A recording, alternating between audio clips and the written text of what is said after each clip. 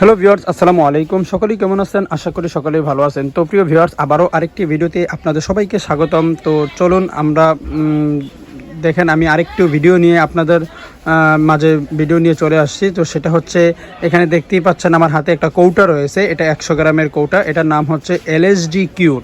তো এটা কি আজকে আমরা জানবো, এটা কেন খাওয়াবো বা এটা কেন ইউজ করতে পারি বা এটা কি কাজ করে থাকে মূলত এই এলএসডি কিউর, আমরা এটা নিয়ে একটু ধারণা দেওয়ার চেষ্টা করব আমি আপনাদেরকে ইনশাল্লাহ।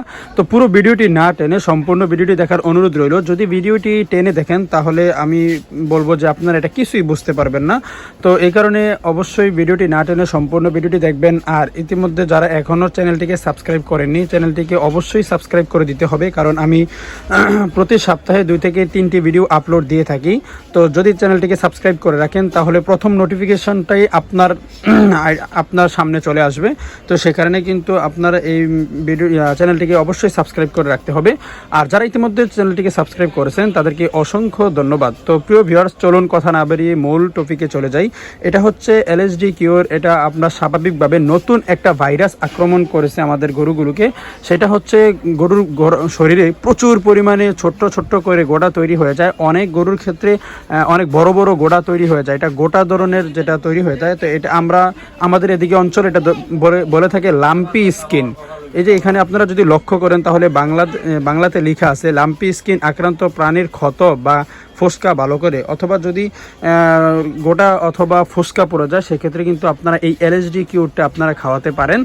তো প্রিয় ভিউয়ার্স, আমি আশা করি কিছুটা হলেও আপনাদেরকে উপকার করতে পেরেছি এই ভিডিওটির মাধ্যমে।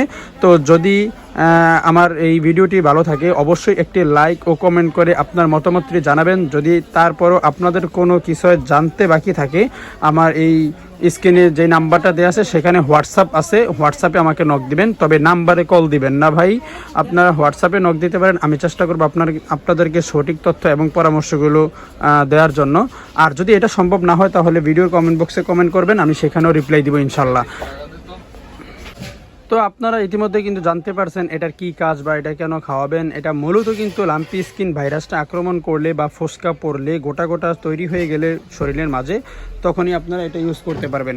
তো প্রিয় ভিউয়ার্স, আমি আশা করি আপনাদেরকে এটা সম্পর্কে কিছুটা হলেও ধারণা দিতে পেরেছি।